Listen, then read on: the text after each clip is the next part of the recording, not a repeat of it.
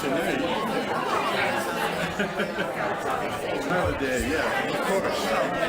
I want to, yeah, I'd love to do that.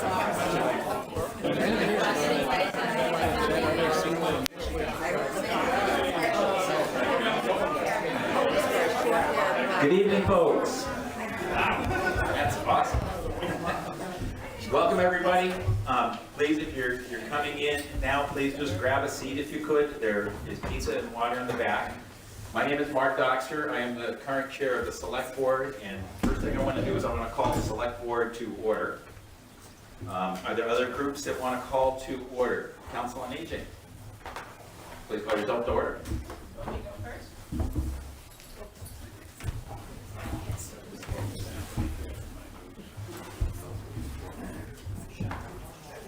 It's on. Go. It's on. Hello. Hi, I'm Marilyn Shapley, Chair of the Council on Aging. I'm not sure if it's a quorum or not, so I'm going to call it quickly. Debbie Small? No. Joan Coco? Here. Karen Fotino? Karen Finette? Marilyn Shapley, that's me. Here. Karen Janowski? John Parsons? Here. Sally Coy? Sandy Schaefer? I don't see her in. Nancy Wadros? Nancy Zimlin? Jackie Behenna? Rosemary DiBenedetto? Never get it right. I'm so sorry. DiBenedetto. Thank you. Beverly Cuneo? And Jean Prado? Yeah. Thank you. So you have Okay, so we go to the form. recap seems to have one, right? Yep, I'm going to bring it to John Sasso for recap. Thanks, Mark. John Sasso, Vice Chair Recalc. Calls to order John Parsons, Here. Mark Doxler, Here. Ron Assini, Here. Michael Colton, Nora Rocco, John O'Neill. Thank you. Thanks, folks. Okay, let me come back to the front. So first of all, welcome. Thank you all for coming. It's great to see so many faces. I'm sorry, Ron, We actually have 6. you got 6. So you're, If we appoint associates as well, or can we just do away with that? Yes. you can do it and call to order. All right, then I appoint all attending associates on the council of aging voting members tonight and call it to order. Okay, Council on Aging, call to order also. So what you're hearing are the various groups that are involved in the activities related to the town and specifically related to the senior center and some senior activities. So representing, you've got the Select Board, you've got Carlo Bacci, you've got Chris Haley and myself this evening, so we're the forum of the Select Board. You've got members of the Council on Aging. And I probably should take 1 minute just to talk about ReCalc and what ReCalc is. So ReCalc was set up, it stands for, oh my goodness, the Reading Center for Active Living Committee. And its mission, as I'm going to show you in a moment, is to understand the needs of the age 60-plus community in the town of Reading and bring forward recommendations for facilities-focused needs. We understand that there are also programming needs, and the other groups, are in Council on Aging in particular, and the staff at the Pleasant Street Center are most involved in that. What we want to do tonight is share 2 main things with you. Share some feedback that we got in terms of a needs assessment and what ReCalc has been working on. That's part 1. Part 2, Mal Maltez, the town manager, is going to share some thoughts on some specific proposals that we're looking at for a new senior center. And then we want to open it up to you folks. We want to hear what questions you have, what comments you have, what you want to make sure that we understand as we're thinking about how to better address the needs of the 60-plus community in the town of Reading. So with that, why don't we dig in? And sorry, I don't have my automatic clicker, so I'm going to go like this, and the town manager is going to respond by changing the slides. Let's click right through that one, please. And one more through there. Okay, so a little bit of a timeline on some of the different things that we've been looking at and what's been happening. I think the core message that I'd like to get across tonight, based on the studies that we've done, based on the conclusions from ReCalc, is that the needs of the Reading senior community aren't being sufficiently taken care of right now. We have a series of studies that we have done that go back to 2017. You can see in the middle, the UMass Boston Gerontology Institute came in and made a series of recommendations on what we needed to do as a community, some of which related to improvements here at the Pleasant Street Center, and others related to needs that we couldn't meet because of physical constraints. So that is now, I guess, six years ago, roughly, in terms of what happened. In 2021, so now 2 years ago almost, or a year and a half, Recalc was formed to explore those needs. And Recalc has had a couple of different pieces that they've done. One is to go out and benchmark different communities around us and how they work with their age 60 plus communities. So we went out to 15, John? 15 different communities, different centers, some of which are more community oriented, some of which are more just senior oriented. And we had a survey that we walked through, we asked a series of questions, we met with the directors, we take a look at the facilities that they operate and the programming that they operate. The second part relates to the study that we did with UMass that just completed late last year. And I'm going to share with you some of the results of that survey. There were about 1,470 responses in the town. A variety of different age groups were involved with that, from 18s and all the way up from there. And some very interesting and important conclusions, but I think the most important one, and the takeaway that I want to make sure I share with everyone tonight, is that we're not yet meeting the needs of the community well enough. And that's going to take more in the way of facilities, as well as more in the way of programming. So, getting the clicker working. We did a few different kinds of things. There were some community forums that were done the middle part of last year. There were focus groups that were run, so small discussions with groups of people, with staff, as well as with residents and folks involved with it. And this big community survey, age 18 plus, where we had the 1,470 respondents. Boy, this clicker's working really well. So you can see the breakdown of the folks that responded in a pretty good mix of people. Our target in terms of who we'd be serving and what Recalc's role is related to the age 60 plus. And you can see here that represents, I'm sorry, I apologize. This is the distribution of people in the town. This is not what the survey did. This is the current distribution of people in town. Age 60 and older is 26% of the community. So it's a very substantial group of folks. I'll show you a little bit later, it is projected that that group of folks is going to grow further, up toward 29% of the community by the year 2030. So this is looking at how our population is aging. People want to stay in the town of Reading. So it's an important thing that we have to kind of observe and understand and realize that there are different needs for groups age 60 plus. So the key findings of the study. We asked, how important is it to you to remain living in Reading as you get older? And you can see this is the very important, 46%, 35% somewhat important. It's a big deal. People want to be able to stay in town. Then we asked, do you plan to stay for the next 5 years or more? 88% yes, I plan to stay in Reading in my current home. But they need some support. And support relates to different things. Some of it is concern about costs and affordability. Some of it is having the resources to maintain health, independence, and social engagement. So as we think about what's the role of a senior center, certainly that's a very important part of that and what's going on. Then we talked about what type of center would make the most sense. And we gave people options of saying seniors only, or a place where seniors have dedicated space, but there are other generations that may be coming to the center also. And the way that the responses came back, 33% said senior center only for age 60 plus, 48% said all ages with designated space and programs for 60 plus. Where would the preferred location be? About a third of the people said downtown. More than 40% said no preference. So one of our questions was, where would the facility need to be, or where should it be? So 33%, roughly about a third downtown, 43% no preference. We broke that out by age to see if there was a real difference. If, for example, As you're a bit older, do you prefer living, or excuse me, do you prefer going to a senior center downtown? And not surprisingly, that's the case. So if you look at the left bar, the darkest bar, that's for a senior center for residents age 60 plus. The folks who responded age 80 plus, 57% said that's their preference, and then 70 to 79, 49%, 60 to 69, 36%. So you can see how it comes down that way.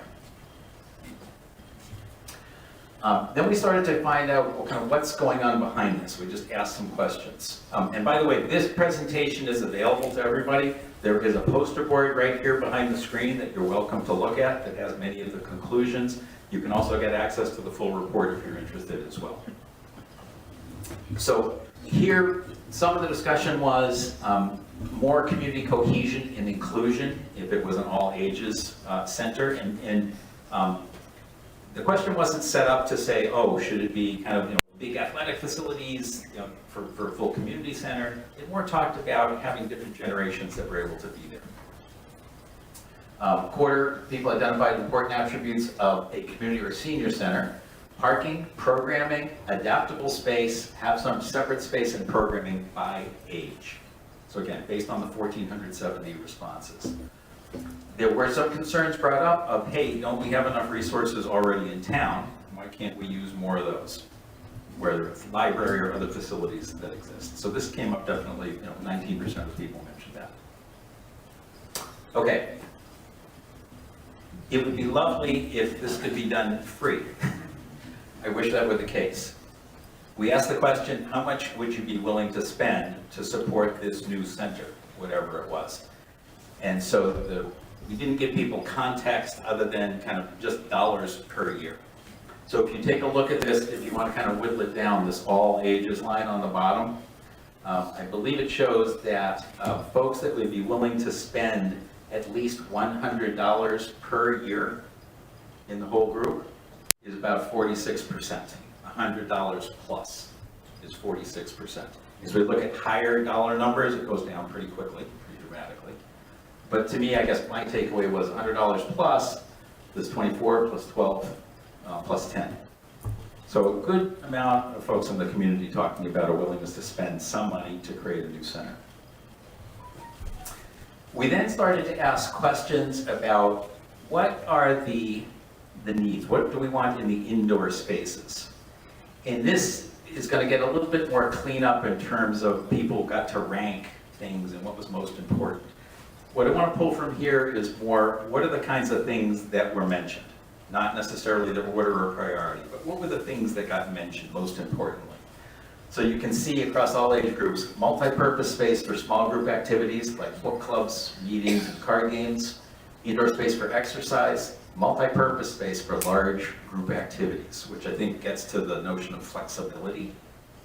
Then we talked about cafe or drop-in food space, kitchen and dining space, and again, there was a pretty long list.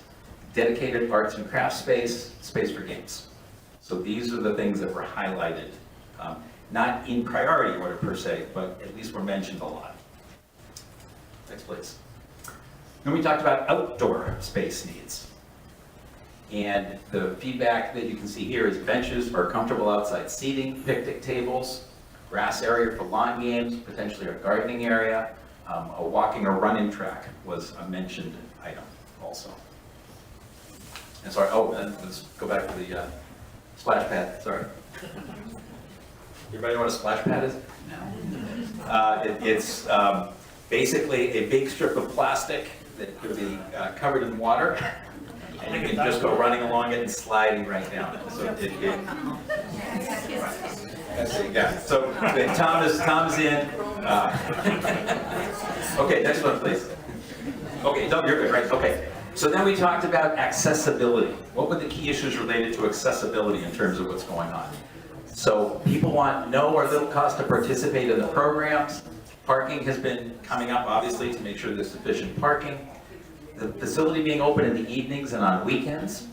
Enough space for multiple programs running simultaneously. One of the biggest issues here is that we really have this space, period.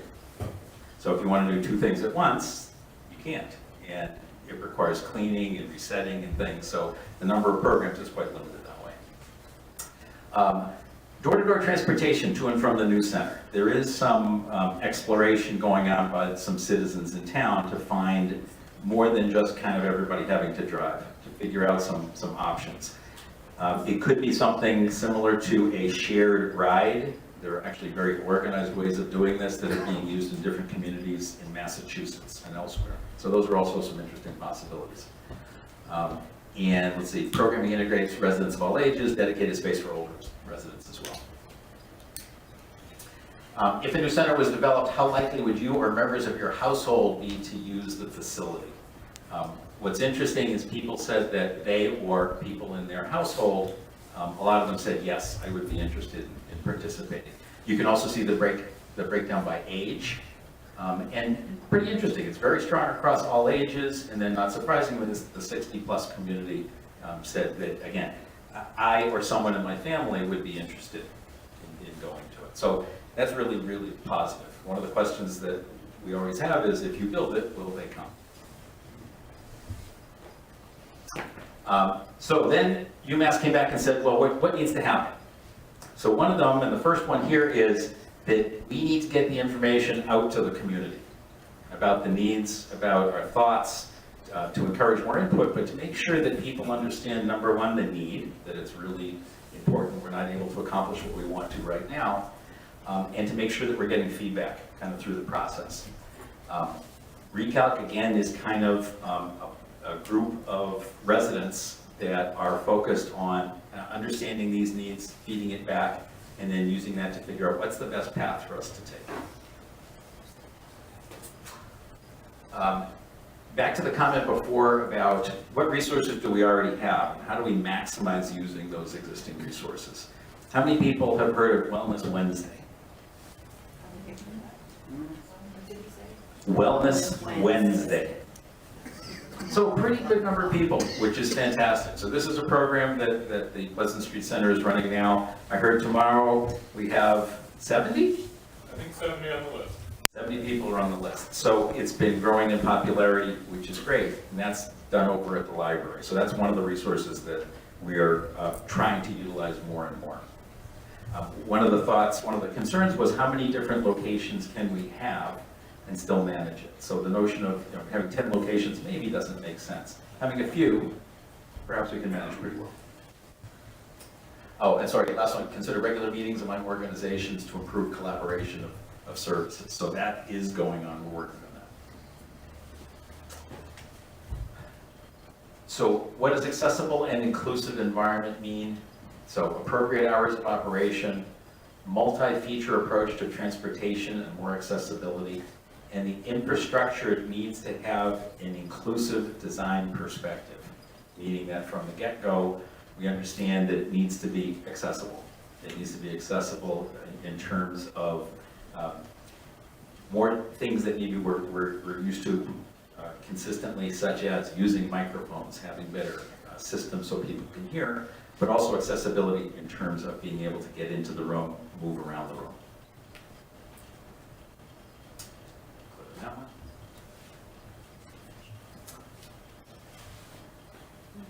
So one of the questions that's coming up now that I'm hearing about is it a senior center?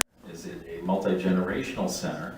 And if it's a multi-generational center, do we have designated facilities for older adults? I think, is that the right term, Tom? Older adults? We have designated space for older adults. And so we did get a little bit of feedback on this through the survey. So the discussion was maintain some separate space, programs, and services for older residents, core programs and services provided by Elder and Human Services. And Jennifer Arente is in the back. If you don't know her, she's raising her hand. She's got the pizza.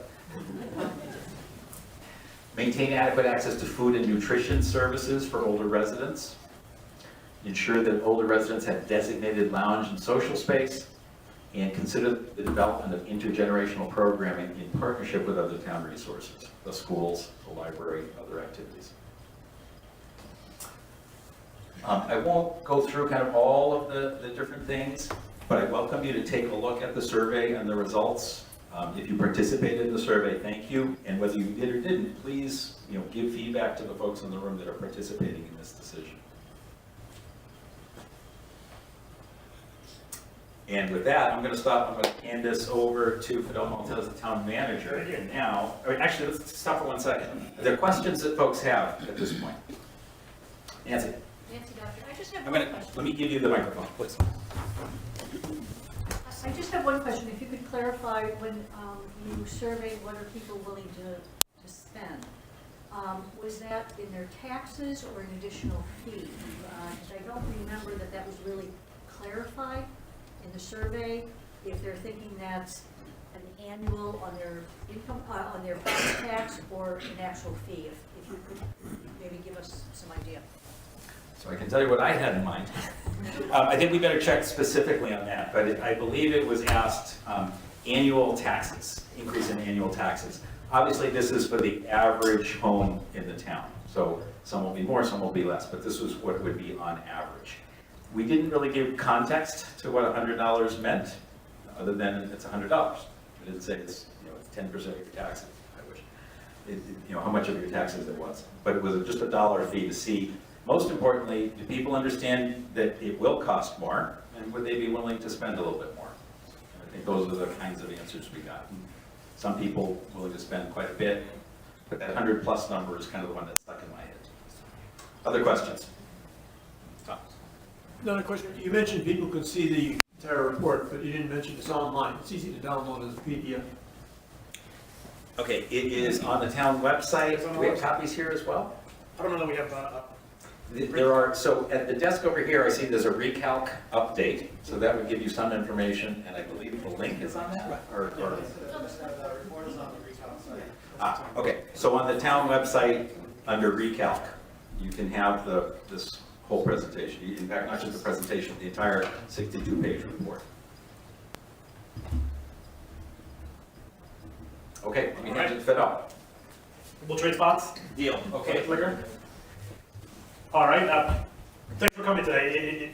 It's really amazing to see everyone at night in particular. I think it's encouraging for Chris and I because it gives a sense of what night programming, at the turnout might be. So we'll get started on that, on doing programming at night. Thank you. So just so my role of this process is to share with everyone what options we have looked at, right, in terms of building this potential center. And the first thing that I want to share, actually, back once, is what were our guidelines, right? So I know that in the first early meetings we talked a lot about parking, right, and the need for parking. My sense is that the exciting around parking, I think, has died down a little bit, and what we have shared is essentially that we are targeting a location that can give us about 50 spots, right? And I'll just share as an example, the Reading Public Library has 38 dedicated spots in the back, right? So we feel that if we can get 50, it should be enough. Aside from that, we wanted to look at a senior center that was located in an area that was appropriate, right? And a senior center that had the amenities that were appropriate for seniors. Next one. Thank you. So what I'll be sharing today is essentially the 5 options that we have looked at. I'll go through them pretty quickly, but if you have any questions, please ask them at the end. Next one. So the first one obviously is here, right? And that's I think the most logical one in many ways. It's we own this building. Why don't we expand, right? So on the side of the building, we do have some land. What if we were to do an expansion? Next one. So this is a view of the site, right? The current parking lot has 30 parking spaces, and you can see that the current building kind of sits at the top. Next one. So what we asked our architect is essentially if we could expand on this property, could we get to a place where we can get around 20,000 square feet of available space for programming? So the first view is the basement, essentially. In order to get us to that 50 parking spots, essentially, we would need 2 layers of parking, right? So two floors of parking. And as you can see in the basement, the entrance would be from Parker Street, next one. And the second level would be from Pleasant Street, right? In this view, essentially, we would add an expansion to this building, pretty much on the entire property area. And on the third floor, it would have the majority of the available space. And what we did essentially is we kept them, kept the programming apples to apples. So they all have a kitchen, they all have an auditorium, they all have, a arts and crafts space, right? So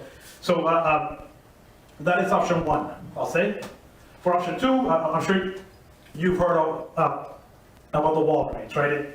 It's right across the street. So it's the building that is right across the street. It was off the table for a little bit. We believe that it's back on the table, and I just wanted to share more details about it. So what's good about the Walgreens, I'll say, is that there is a parking lot already in the back that is owned by the town. So we own it, we permit it, and essentially it's up to the select board what this parking lot is used for. Next one. So what we did is we asked the architect in the beginning to say, what could we do with the building as is, right? To keep it simple. And essentially, the first floor would be a lot of programming. Next one. And on the second one, on the second level, there is a mezzanine, right? So essentially, what could we do on the mezzanine? And the feedback that we got from community members is that maybe it wasn't big enough. So we went again, next one, and we asked them, what would it look like if we could fully build out a second floor? And essentially that opened up, a lot of options for the architect, right? And the architect took a little bit more time, right, to make the building more attractive, to make it look less like a Walgreens and more like a building we would like. And as you can see, the big area is a function hall, right? And again, we're trying to get to apples. So they all have a function hall, they all have a kitchen, they all have an arts and crafts space. So again, this is the on the first floor. We asked them also to see if they could accommodate, an outside seating space with grass area, trees, and a few tables. And as you can see, they're proposing to essentially make the windows on Main Street more like doors, so somewhat more air and more light can enter the property. So this would mean that there's a staircase and an elevator, of course, that would take you up to the second floor. And what they drew up is essentially what could it look like if the entire second floor was available, right? And if we could do it, it does get us to more of the, as I'll say, the sweet spot that we were looking for of about 20,000 square feet, right? And I've shared this with a few residents, a few members, and this seems to be more of a visually appealing option. The columns will be gone, right? I mean, it will be potentially a lot more welcoming, I'll say. Okay, next one. we quickly looked at the site on Oakland Road. I'll say that I've gotten a lot of feedback from some residents that there's a lot of concerns about this property, that it is close to the high school, potentially a lot of traffic, you know, a very busy area. Next one. So what we asked the architect to do it, essentially do the same, right? Try to fit a building that is about 20,000 square feet and gives us about 50 parking spots. Next one. And what's difficult about this property is that essentially there's two hills, right, on either side of the property. So what's easily buildable is the middle of the property, and that's what they laid out here. Next slide. This is just another option in the same property. Finally, at the last meeting in the select board, we quickly explored the option of the old Rite Aid building on Haven Street. The property owner did present this property to the select board for sale. So we laid out essentially what it would look like. So the property has right now 18 parking spots. It's on one side, and a 1-floor story building that is roughly 7,000 square feet. So we know that it's a knockdown, right? Should we pursue this property, essentially we're knocking down what's existing, and again, to get to the 50 spots, right? The first floor would be the parking, and on the second floor would be, you know, essentially the programming, our function hall, you know, our Zumba space, kitchen would be in there, and then a third floor would get us essentially kind of this apples to apples comparison. Okay, I'll share one last option, I believe, and this is something that is being explored by the Simons Way Exploratory Committee. We're meeting on the 15th, and we welcome everyone to join that process. So on that property, we own 15 acres, but 4.5 or so are buildable, but it's kind of a funky shaped property. But again, we have the architect say, you know, in this location, what is possible. I will say that this option is very preliminary, and most likely the process for this property will be handled by the Simons Way Exploratory Committee. Next one, and of course, what matters, right? This is all great, but how much does it cost, right? So what we did is we laid out, you know, the options that are presented as well as the cost. Unfortunately, we have not received yet was the estimate for the Walgreens on the second floor.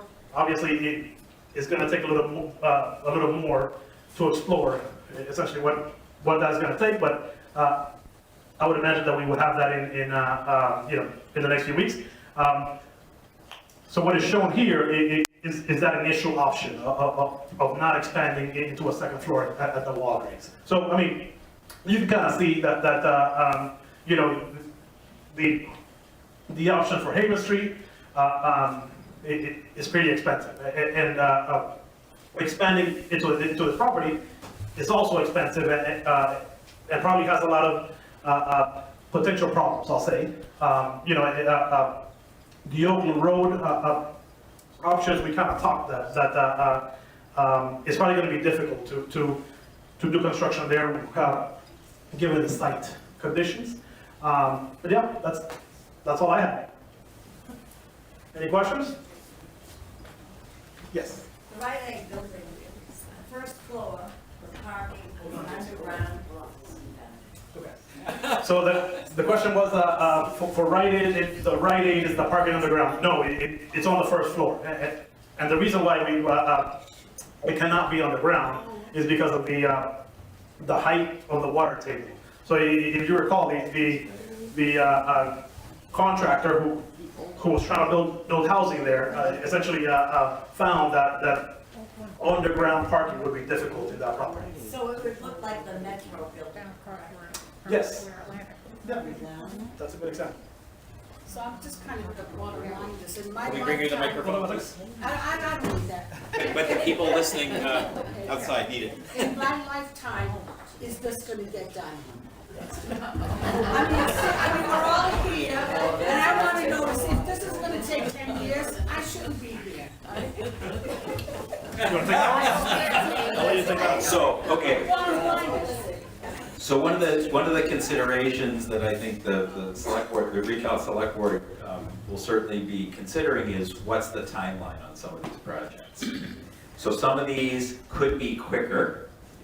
If, for example, we Walgreens with kind of the existing configuration, maybe it's 2 years, maybe pretty quick as a possibility.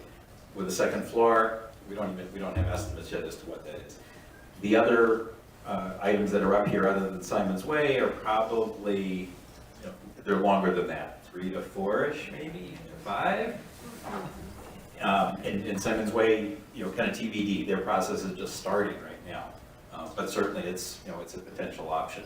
I think one of the goals we have in mind is to address this as soon as we can. So the notion of 10 years, we're trying to go much faster than 10. I do have, in your survey, how many people did you ask had mobility issues? Because what I'm hearing is big halls on the second floor with maybe one elevator. You're gonna have 50 people that cannot do stairs, or some don't want to do elevators.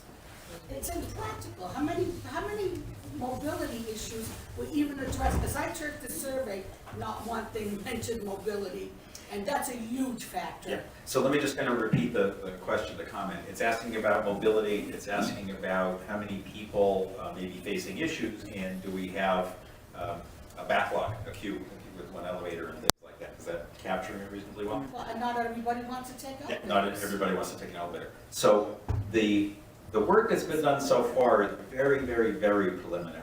Its purpose only was to kind of give a general idea of what's going on. It is not, we're going to be hiring, once things move forward, we'd be hiring a project manager who would hire an architect with specific expertise in this area. And we've also talked about accessibility. We've worked with an accessibility consultant, and that I'm sure would be part of the activity as well, to understand the issues and to figure out what's the best configuration. What you're seeing are very preliminary ideas so that you have an idea of just kind of looking A versus B versus C. It's not laid out, it's not figured out. Parking, we haven't figured out how many handicap accessible spots there should be and where they would be. We understand, so what we're trying to do at this point is just get kind of the basic pieces outlined, do the comparison. The select board is, we have an executive session meeting on Tuesday night to discuss basically the proposals we got back from Haven Street and from Walgreens and see if the board decides to take action on those. But we're trying to make sure that the community has lots and lots of input and not on a 10-year time horizon and figure out what to do. I'd like to just pass the microphone around if I could. Since it's never mentioned, I suspect it's not feasible. But the fact that people need somewhere to get up and down floors, don't want to use an elevator, is an escalator a possibility?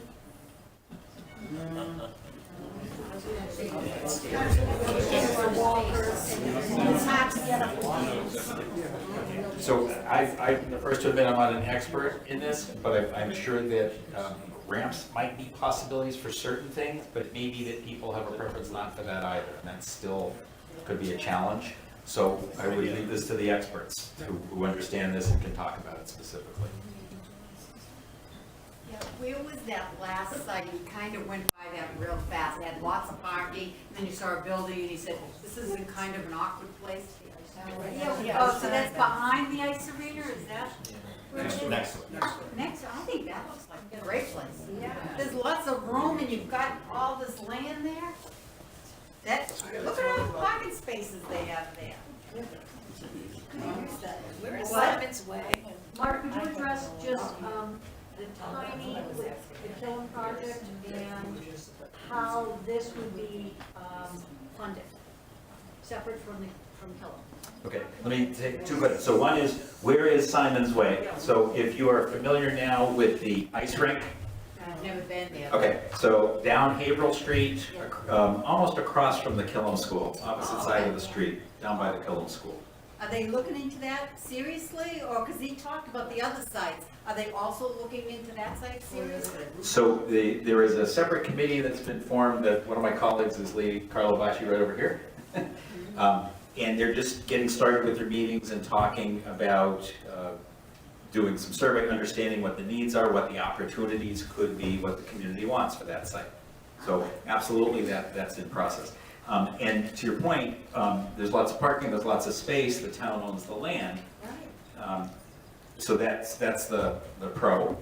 The other side of it would be, it's not close to any other activities. It's not close to the downtown. It's not close to a pharmacy. It's not close to where maybe people would go for other things. So each of these has pros and cons.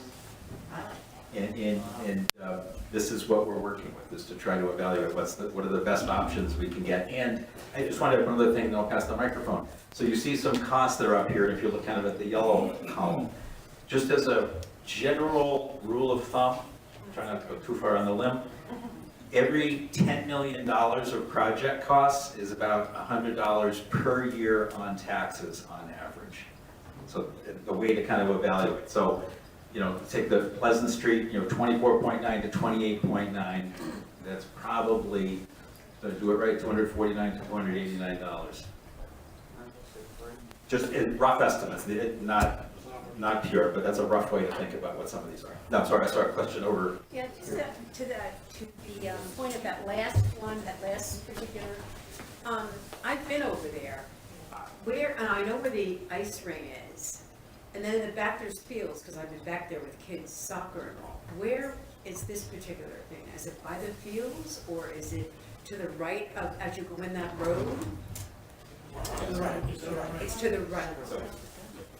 So, think, come in kind of the ice arena, the fields to the left, this area will be off to the right. Oh, okay, I know where that is, okay. Yeah, and I'll say, I mean, that picture that I showed looks beautiful, right? It looks pretty, for sure. But there's a lot of unknowns, a lot of things that we're just getting started on. So it's a big property, about 15 acres.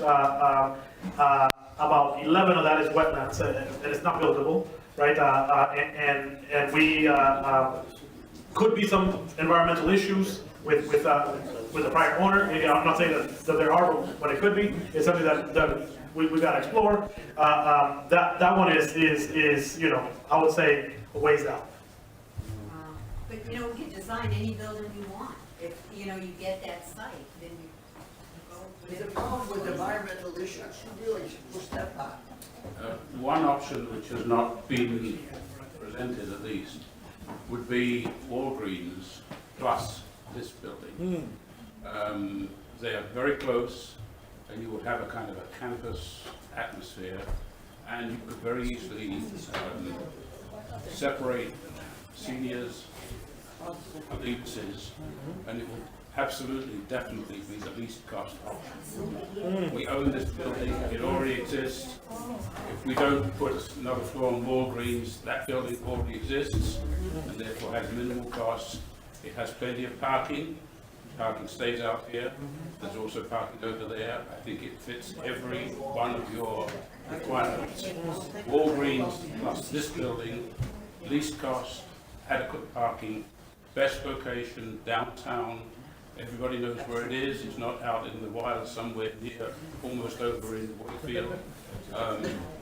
I don't know why this has not been put up as a serious option. It seems to be the obvious best option in terms of cost, and it ticks off all the requirements. I think you should look again, is what I'm saying. So that's very much in consideration. There has not been a decision made if we were to move elsewhere, what would happen with this building. There are options. It could be used to offset some cost. It could be kept for municipal purposes. It could be kept as a senior It center. could be kept as a senior Come on. center. So, to be clear, all options are on the table. Well, they haven't been presented, that's the problem. So, part of the problem is thinking about what's the right initial structure and how could you supplement it? I think that's your point. Could we do, for example, Walgreens supplemented with here? I don't think it's a supplement, I think it's, these things are compatible. This is synergy. You have two items going on in the community centre. One, obviously, very big, is the senior aspect, but there is also the other people. Now, you already have this room, which could be used as a wonderful space for programs, but the Walgreens also has that. You can have two events at the same time, not really interfering with one another. Please look at it, seriously. Sure. Thank you. I was wondering if you've even considered long-term lease, say, down at the Goodall Sanford building where the library was temporarily. Because, you know, they have the big sign on the building, it says, move-in ready, 5,000 to 20,000 square feet. It's all one floor, basically, so everything would be on one single floor. There's tons of parking down there, so that wouldn't be a consideration. And I think the town is considering renovating the Killam School, and that's gonna cost big bucks. So if there's gonna be more than one override on any town election, and people are gonna be making a decision, it's be hard for people to accept two overrides. I mean, that's why I've been here 45 years, or even longer than that, with 4 years in the park. And I just think for getting overrides, it could be a problem. And if everything is coming down to doing all this work, all this planning and everything, and then you have an override and people say no, then that's all out the window. Something like the Goodall Sanford building is there, the sign is up on the building, it says move-in ready, 5,000 to 20,000 square feet. They haven't rented it probably since the library was there temporarily. I don't know if they're desperate or what they're doing, but that would seem like a perfect solution to me. Is rather than building something new and worrying about, are we gonna get an override? I'll be careful what I share, because it is private property, right? I mean, Yes. and we can't go in and say, hey, we're doing this, obviously. But I have talked to the owner many times, and the owner is not interested in making this available. They have other plans. They have other plans. They say move-in ready, big signs on the building, move-in ready, 5,000 to 20,000 square feet. Yeah. I apologize to Nancy, who unfortunately had to leave, and I didn't answer her question, but you brought up the point also. Personal opinion to start with. I believe there are two major priorities for construction projects that this town has, and I view them as an and, not an or. The ands are a new Killam and a new senior center, both. If we try to space them out in time or figure out what that would look like, buildings have a lifetime to them. And every 10 to 15 years, there'll be a new building project for the town. So if we try to do one and then wait, there'll be another building project that comes in, kind of intervening in the middle. We're in a situation right now where there's good news. The library, the high school, and the Wood End School will all be paid off in the next 2 years, which will represent a savings of about $100 on your taxes in total per year. That's 3 buildings coming off of the taxes. Each of these projects will require a debt exclusion, actually, so a specific time period, just like the schools were done. The Killam School is in process now in terms of a study. They're probably a year away or so. It's probably 2025. Yeah, so 2025 is probably kind of when the big project construction activity is, plus or minus. The senior center conceivably is well before that. Could be 23, 24 in terms of the activities, possibly, depending on the options that are chosen. I don't see a way to kind of find a window when one isn't going on. If we wait 5 years, someone represented that's a concern for a different reason. But you're going to have other building projects going on. It's not that there's going to be a lull. And I think it's really important that as a community, we think about this. These are both tremendous priorities. They both need to happen. Not one or the other, not one and then the other, but both. And yes, it's a burden. We appreciate that. And that's why we're looking at these things and being responsible and thinking about what they are and what the options look like and what the trade-offs are. And we could, do something, very expansive and wonderful. It'll have a high cost to it. And we know that the school is a priority that's going to happen. There'll be other activities that take place after that. So that's what the board is dealing with. And just to share with everyone, all 5 select board members are here tonight. So if you have concerns, if you have ideas, please feel free to kind of share all those things. So Karen Herrick is in the back here, Chris Haley back on the other side, Carla Bacci, Jackie McCarthy, myself. So we're very available. In February, I have some office hours here and at the library. Each of us is available to you whenever to talk about it. It's our question period. So is the next step a feasibility study? What will that include and what's the timeline for it? So the specific next step is the select board received responses to a request for what buildings people would make available to us. We got 2 responses. The 2 responses are the Walgreens building, former, and the Rite Aid building, former. So the board has to make a decision either to negotiate with one or the other or neither. So the board is going to be dealing with that. We have an executive session next week to have some discussions. One of the things that is likely to happen is to then do, if a building or a space were chosen, to do an in-depth study. Feasibility study is one word for it, but the result would need to be detailed drawings, hiring of a project manager and an architect, and the ability to go to town meeting with a specific plan asking for a specific amount of money to accomplish that task.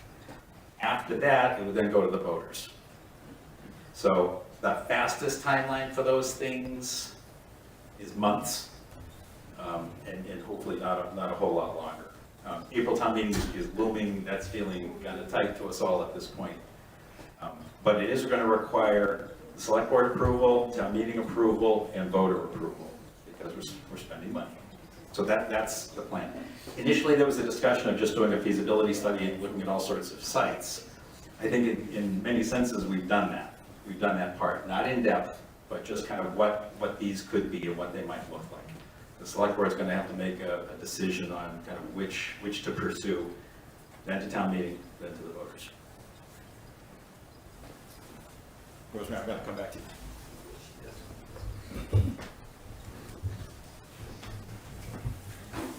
Hi.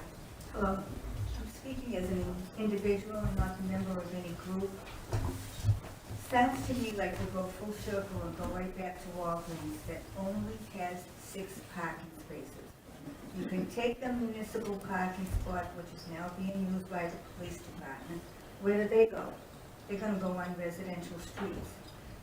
If you are deciding on Walgreens, I suggest that the public have an opportunity to view this building.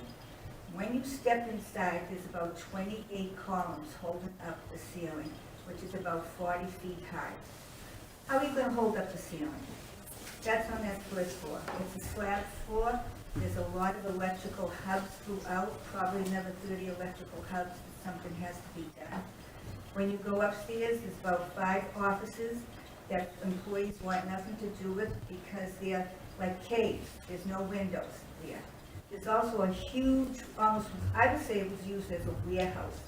It's a structure of steel, and that is it. There's no walls, anything. So any of you who have been involved in any kind of remodeling at home know that you might start out with a $10,000 estimate and you end up with 25. So that's what would happen with Walgreens. Has to be a lot of money put in there, and still would be an area without parking. And as far as staying here in the downtown, people generally come to this building, which needs a lot of work. I hear what you're saying, hang on to it and use it as a second spot to have activity. I see many of you people who attend activities here. You know what's wrong with this building. We had a group of about 25 women on this floor today dying with the heat. We cannot control the heat or moving. We can't move around. There's no storage here. So there is a lot of issues with this building that you're talking about holding on to. This building's not going to go anywhere. The historical committee will not let it go anywhere. So it's still going to be part of Reading forever. But does that mean it has to be part of our activity center? I don't think so. Ask anybody who comes here and they'll let you know what the problems are here. There's no place for storage, there's no place for confidential chat. It's crowded, it's warm, the heat. We have a gas odor, which Chris has addressed. It's a little better, but we still have gas issue. We have a small outdated kitchen. So there's issues here. But back to Walgreens, which seems to be the building that's being pushed. I would suggest everybody in this building ask to go inside there and see it. See it. If you can get me on the 6 parking spots that come with that building, go look at the inside before we commit our taxpayer money to it. Rite Aid, I don't know anything about, other than there's an odor in here and the ceiling's falling down, there's something going on in the parking lot. So I guess it would be a tear down if you can build it up. I really don't know anything about it. We do need a new center, and it would be good to have other activities here. For me personally, I would like to see different ages here, because I think it keeps us young, keeps us on our toes. And we want to do more for the seniors here. We want more activities, we want lunches, we want, oh, you know what we want? We want to play poker. We want to be able to play poker. What is the issue that we can't play penny poker here?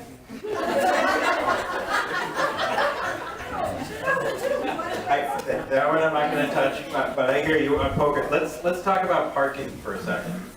So let's get our numbers correct. So the Walgreens building, the town has control over most of that. We do use some of it for police parking currently. I think we have, is it 18? What was the number of spots that we, from the back, 16?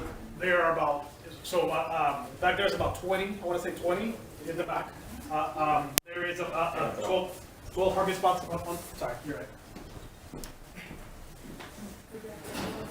So it is true that the property line of the building is in red, right? So that is a true statement. There are 6 parking spots that are part of that property line. But the back parking lot that's in the back, and it is open to anyone, has about 24 parking spots on Hardin Street, which is, where the bank is. There's probably another 8 or 10 spots, right, that are in front of the building. There are 12 spots that are available right across the street over here and it's owned by the Reading Housing Authority. And there are 27 spots back here at the senior center. So I definitely hear your concerns about the building only coming with 6. But if you take a look at what else is available that is owned by the town, more than 6 is available. You did mention the concrete slab on the building, and I heard this before that there's no basement, and therefore it's not a positive asset of the building. basements are not required by code, right? I mean, and in many ways, don't provide much in some buildings. So we've got a civil engineer here on site. If you want to share anything, please let me know, but we don't see any concern with having a concrete slab floor.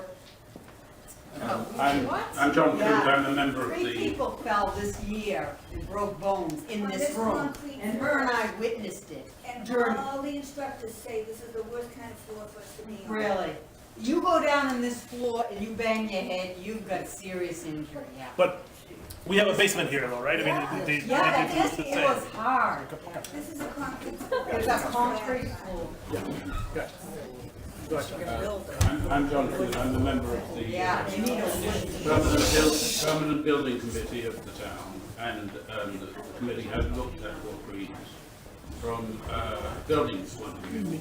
The Permanent Building Committee are a group of people who have various skills: an architect, construction manager, an engineer, structural engineer, me, mechanical engineer, electrical engineers. But we do think, and we have reported this to Adele, that the Walgreens building is perfectly suitable to use as a senior centre.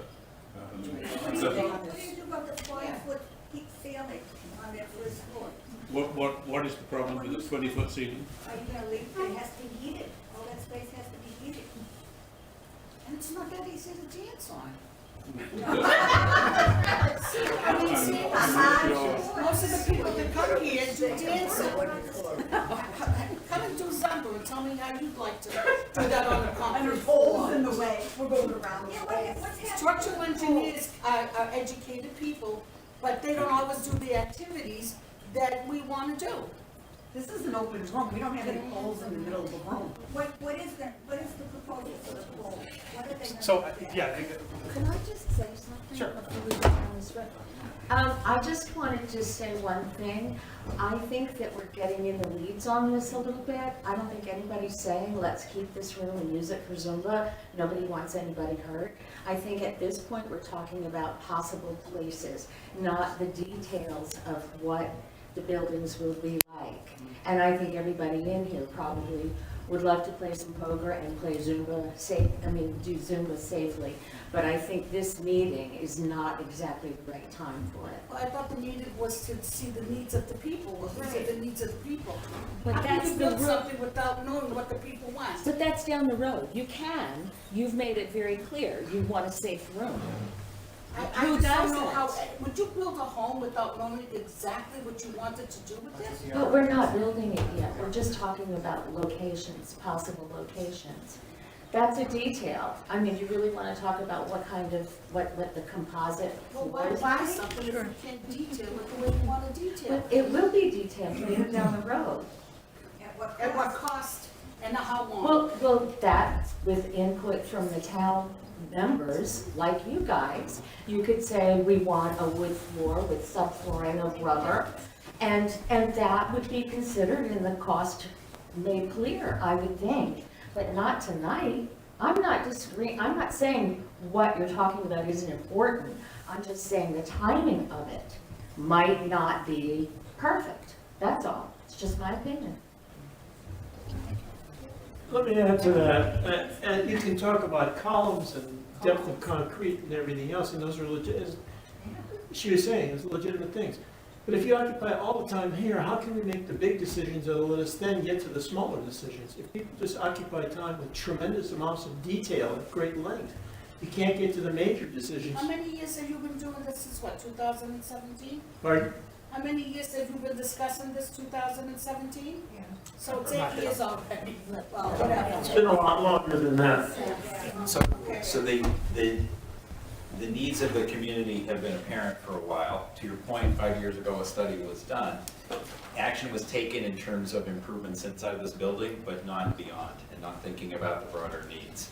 The last year and a half of recalc basically has been the select board saying, it's time, let's get going. And so the last year and a half have been very focused on this, and the reason that we're here tonight is because we're pushing this ahead on the agenda to get it going. But all of it has to come eventually to the voters, and they may say no. Exactly true. So what we're trying to do is make sure that we number one, gather the input, understand the needs. Number two, find the best space that best meets the needs. We will not be able to please all of the people, unfortunately, They all pay taxes. but they all pay taxes. So we're gonna have to do the best that we can.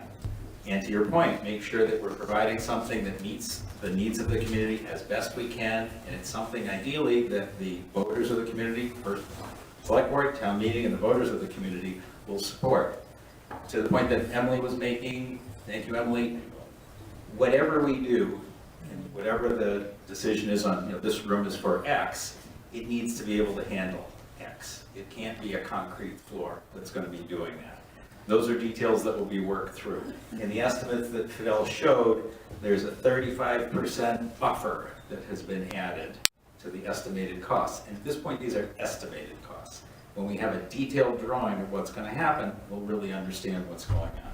But to be able to compare building A to building B to building C, that's what we're trying to do. And make sure that we can accommodate as many of the needs as we can, understanding that we want the community to support this, that we need it to happen. Okay, I see a new voice. Can I bring it to him and I'll bring it back to you? First to the lady who's seen 3 people go down in this room. Yeah, Keep my eye on you.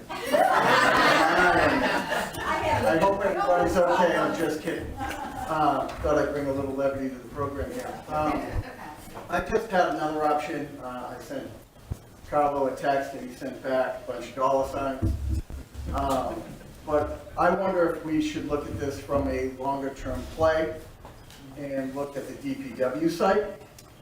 Move your folks from the DPW over to Simon's Way, build them a new facility, upgrade their facilities, and then possibly have a bigger piece of property to work with that you could do this type of center on and possibly something else. So that could be a valuable piece of property from, it could be retail, could be something else in that area. We could build it out, and I'm just asking everybody maybe to think longer term for the solution and maybe go big for the Yes, go solution. big and go green, build it right, not another second unit building.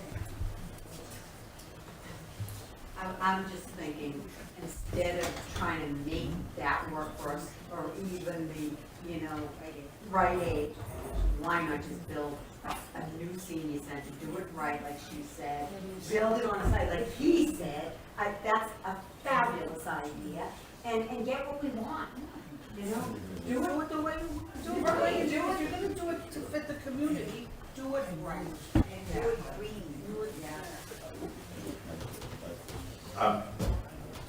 One of the things you can see from the cost, it very much relates to kind of the size of what we're going to be working on. So we're going to build from Simon's Way or anywhere else, a new building or at Haven Street, whatever. That's what the big costs are. The kinds of numbers you're looking at, just for reference, just so you know, so you can see it's Haven Street, the last one, 27.5 million to 31.6 million. That has nothing to do with acquiring the site. That's the cost to build out on it. And a little bit to demolish it, truthfully.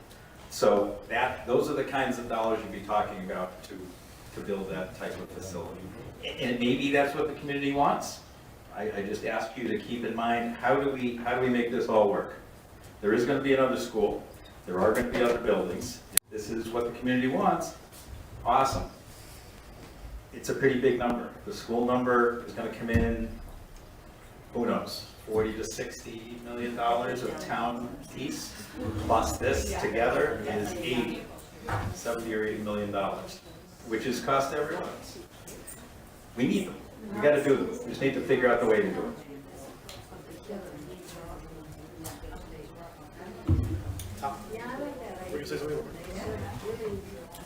Other questions, comments, ideas? Sir. Right next to Stop Shop. Thank you very much. This has been very informational. And I have heard this has been going on for 8 years, and we're still hearing new options today. And the select board is going to decide next week whether to negotiate with only 2 of the options or not. So what are the chances the select board moves forward with one of those two options without considering any other options? And is it worth moving forward and putting it to the town voters because it's taking so long? So just to clarify a little bit, if the board decides to move ahead, they can only move ahead with one option, can't move ahead with two. So you can pick A or B or none. Those are the options. So that we have responses from a request for proposals that we did. They have an expiration date on them of 90 days. So we either have to act or not act. So those are real. If we are concerned about timing, that should be one of the factors in the kind of the pros and cons of anything that we consider. And to the point on kind of, when, if the community believes that one of these options can work, that's great, and that's the near-term opportunity. The other opportunities are going to be longer. A DPW move is really big. It was talked about in terms of Camp Curtisville, trying to figure out if we could do that just a few years ago, and that was really interesting, and unfortunately that's not going to work out. So if we can certainly take a step back and do much more study and spend more time. My concern is kind of when do you decide it's the right time? And if it's 10 years away, how does that work for folks? I'm not sure that that's a win. Just to clarify, I mean, the town could say no to what the select board and the town, right? So, I mean, it's not, but it's worth moving forward in a lot of ways, right? It's worth to move forward to see if the town wants these things. I think that, we'll speak a little bit for my fellow board members, but they may want to speak also. I think we're trying to figure out what the best options are and then see if there's a best option to take forward that we think makes sense, it best meets the needs for the community, and that we think has the best opportunity to pass in terms of town meeting and the voters. All right, so that's on us. I think that, and again, let other board members speak out, I think that that's kind of our mission here, is to figure out how do we balance all those things, move this project ahead, find the best option that's there, but it needs to get the support of town meeting and the voters. Otherwise, we haven't done it. We haven't moved anything forward. So I think we're all cognizant of that and trying to work through it. Do other board members want to comment?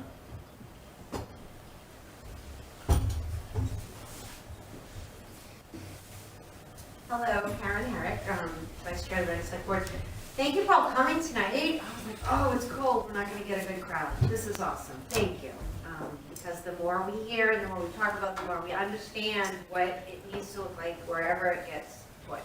The only thing I just want to clear, and I apologize for my back, be clear about it, is that, so the study was done in 2017, if it was, no one was working on a solution to it, no one. So I just want to, for your edification, this is a completely different select board than 2017.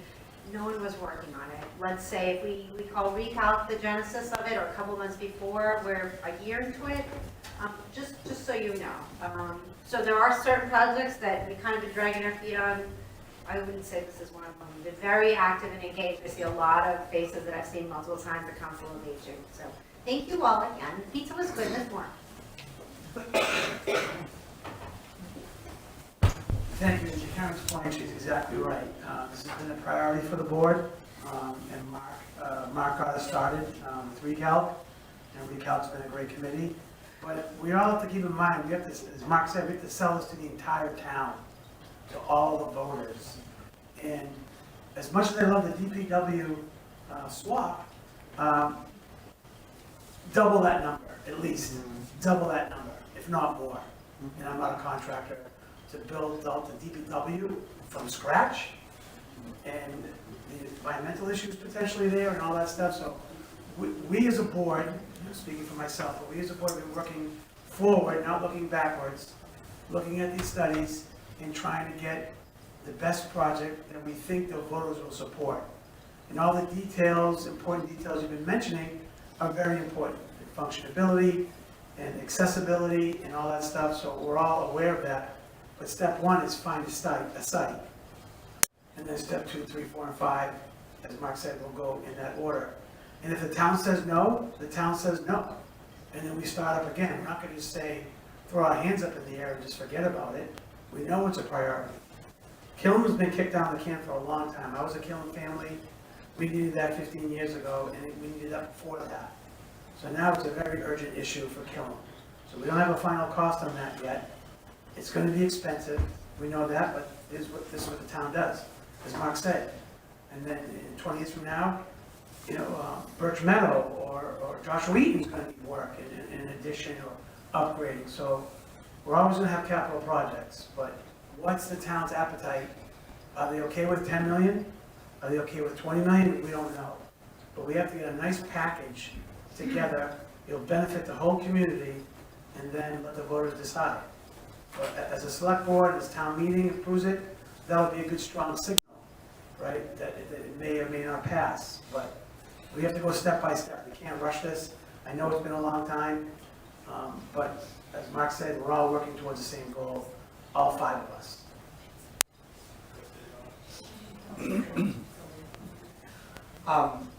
Chris Haley, I'll be brief because, you know, you don't want to hear what I have to say, I want to hear what you have to say. But 8 months ago when I was in this room for the beginning when this all started, I brought up the question that, you know, how many people would love to have a new senior center here, et cetera. Everyone's like, fantastic. And then how many people want to pay for it? And it's all like, no, not happening. So we're taking those things into consideration. The numbers that come from that, if they don't work, they don't work. It's, you know, it is what it is. I understand completely that what we have here is inadequate. 100% hands down. So we just have to get somewhere and something has to get done. As a board, I've mentioned it before, we're kind of like in a corner on what to do. We're kind of in a bad scenario because there's no perfect option for anybody. So we just have to pick something, and once again, it can go to the voters. They say no, they say yes, it is what it is. So your money will be well taken care of. Hi everyone, Jackie McCarthy, thanks for coming tonight. The only thing I would add, I agree with what all of my fellow board members have said, but I think particularly want to kind of bring it a little bit full circle back to what Mark said in terms of having to do, it's not an either or, it's a both and I don't mean for the people in this room necessarily or any, you know, the people on your street, but us as a town. And so I think with respect to the options that we have to serve our older residents, we have to look at, again, to Carla's point, you know, making the sale at town meeting, making the sale with the voters, and balancing what we're hearing tonight in terms of your needs and how you find this space, which we all know is inadequate, specifically inadequate. How does that affect what we're selling? Ultimately, it's the town meeting and the voters. Other questions, comments? Tom?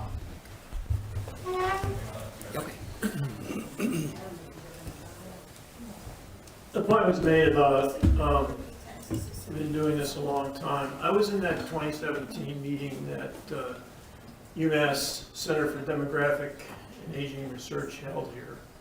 And I've been involved for quite a while in this field as my second career. And it would be nice to have the perfect solution, but there's an old saying, don't let perfection get in the way of good enough. And in terms of the way things have moved, I've been always very unhappy with nothing being done with the 2017 study because so much was obvious that needed to be done. And what's been done in the last 2 or 3 years, I've been really, really encouraged. Now, I'm a youngster and ready. I've only been here 50 years. But I think what's happening is tremendous. But unless enough people get behind making something happen that's good, and all the options are laid out and they're trying to make the best decision, which I think is the only thing you can do.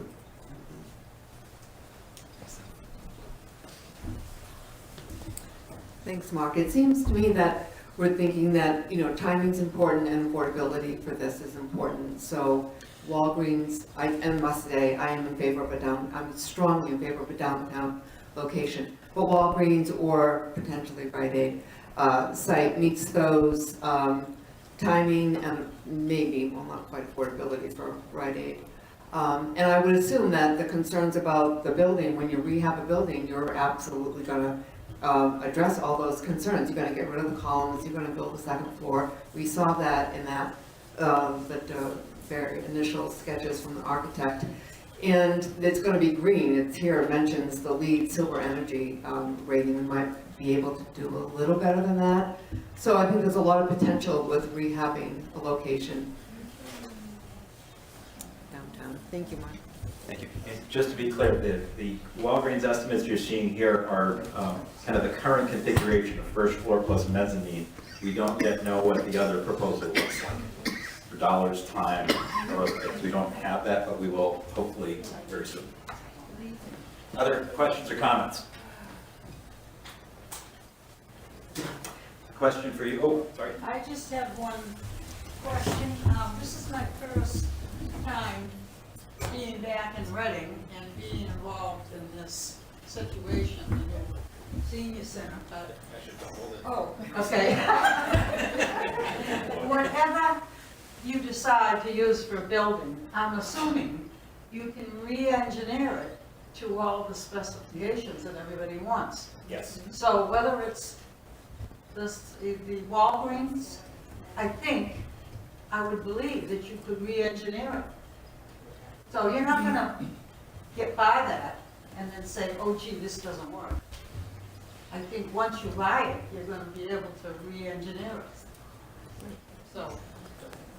Yeah, I mean, whatever building or place we decide to work on, we need to have this architect and project manager working with us to figure out exactly what we need. So the dance floor question, and Emily, thank you for addressing that, but there are ways to deal with that. We appreciate that.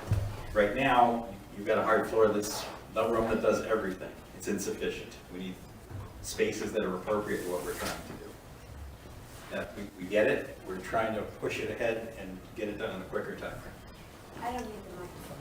What I want to know is, when a plan is presented to the town, how long does it take for them to make a decision? So here, we'll talk about the process for a minute. So Right. the select board is the first stop. So the select board may decide to negotiate with one of these owners or not. Let's say that it does. Let's say it comes to an agreement within a month or so. Then it would be time to do that study that we talked about. The select board allocated some of these ARPA funds. These were the federal government funds related to COVID recovery. Allocated money so that we can use that to do these detailed studies. That would be the next step. We hire a project manager, an architect to do the study. That's measured in months, short number of months. Then it would need to go to town meeting. We have the ability to call a special town meeting in order to move things ahead. We'd want to do it at a time when members can obviously be there. Then within 35 days later or longer, would need to be a special election to take a vote to do the debt exclusion. So what does that mean? Best case, like fourth quarter this year. I would think that's each piece moving along, but that seems pretty doable. And then from there, depending on the size of the project, how much time is it from there? Shortest 18 to 24 months, longest could go substantially longer.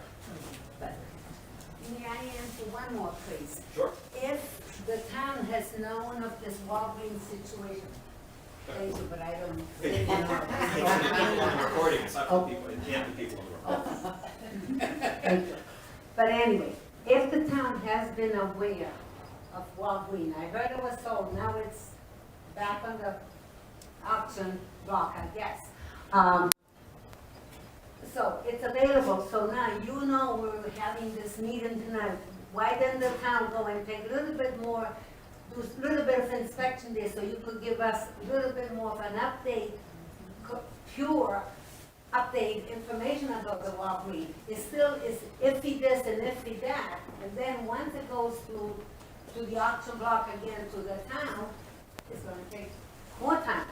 And here we are just going back and forth with the same thing, and nothing is being resolved. That's my personal impression. I'm also a taxpayer here in town. And we thank you.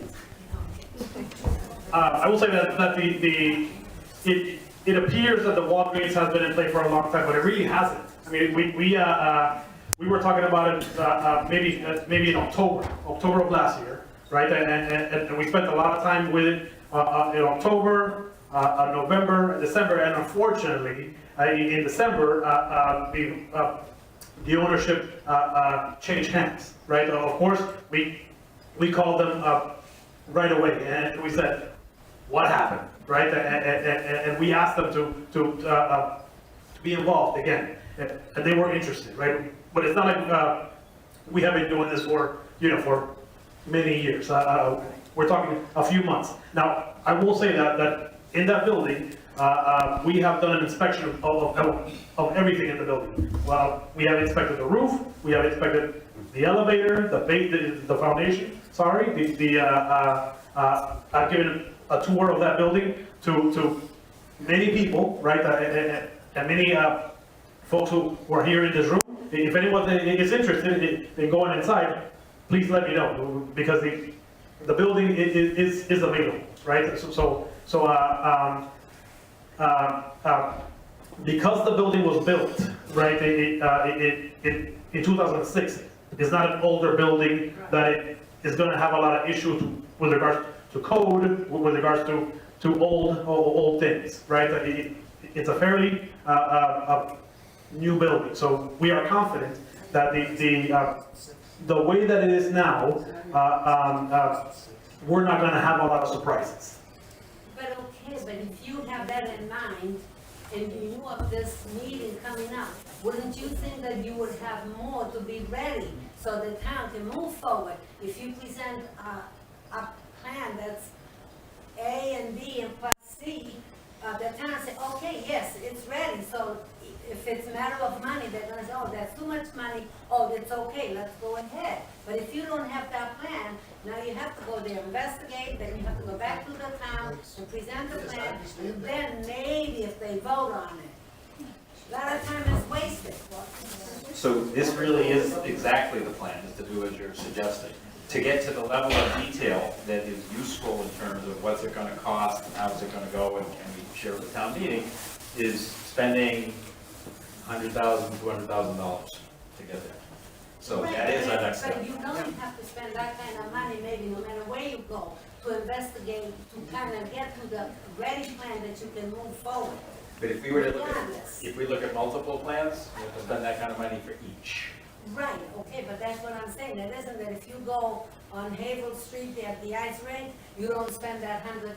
But if you go on Haven Street, you have to spend $200,000 there because of the situation. So you know that $100,000 is going to be spent here, there, and everywhere, regardless, to start.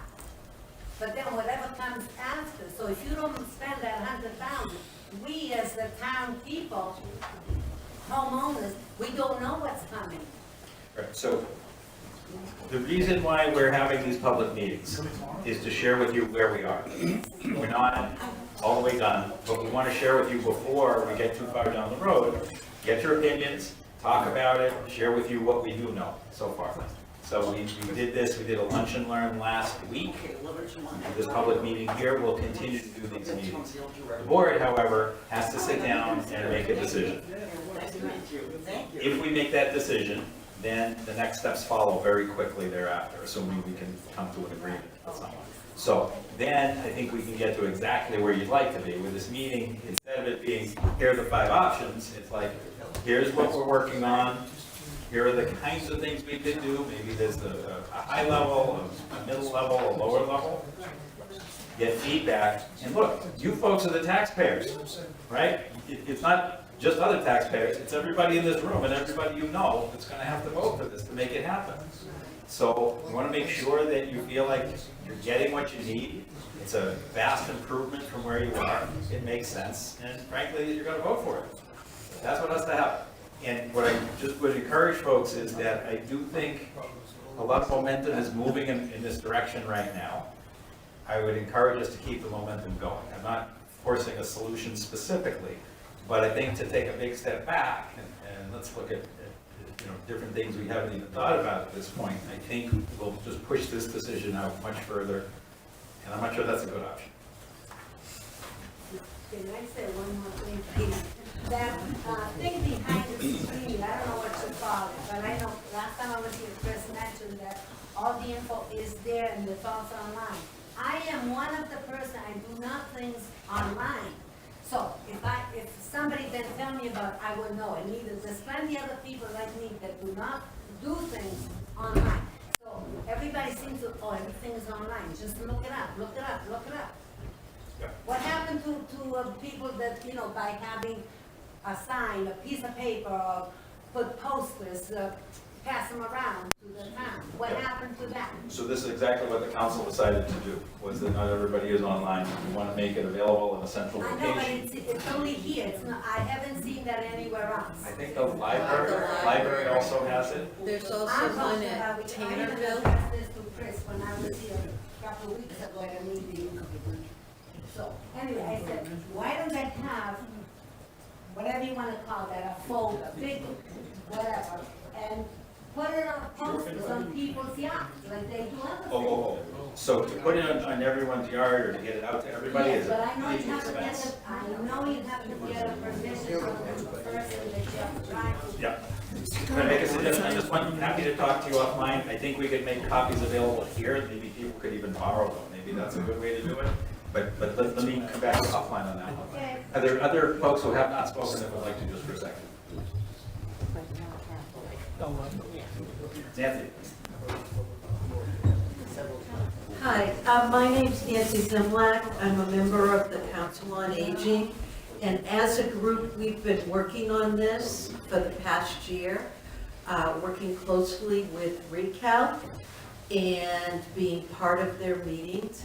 And I would encourage anybody in this room that's interested and to listen to the meetings, go on RCTV, watch the meetings as they take place so that you are kept up to date on what's happening. If you go to the town website, there are email addresses, and I know this is an online thing, but if anybody's interested, I'm here every Thursday morning down in the computer lab. Come see me, and I will help you print out and find as many copies as you may need in order to better understand the situation. And I would just like to thank RECAL and the Select Board and the Town Manager for moving this forward so quickly. We've waited so long, and this is moving very quickly for Reading, and I have to give all of the groups credit for that.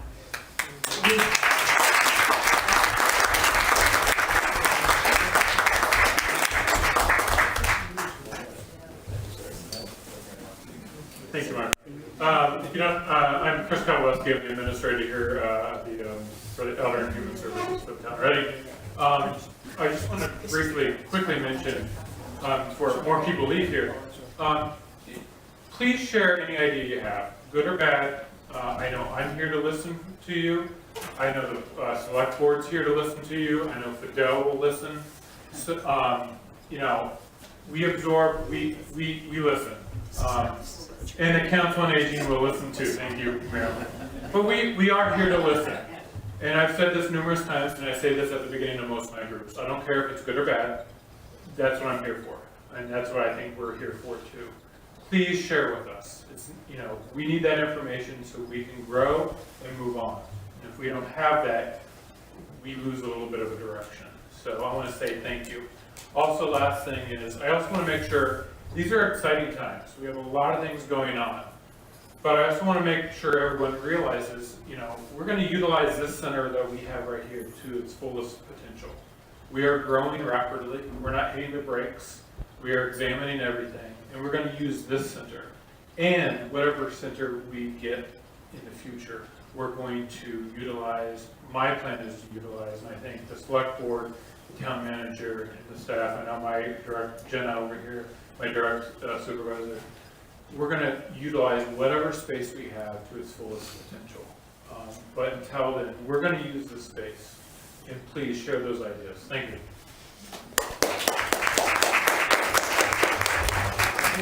I suggest with respect to my friends, this is a great time for us, I think, to break. We'll be back at 8:30. Thanks for your indulgence, thanks for staying so long. I will stay. Select Board, can I have a motion to adjourn, please? A second. Select Board members, all those in favor? Opposed? Select Board is adjourned. Thank you, folks. You guys still in session? It's fantastic.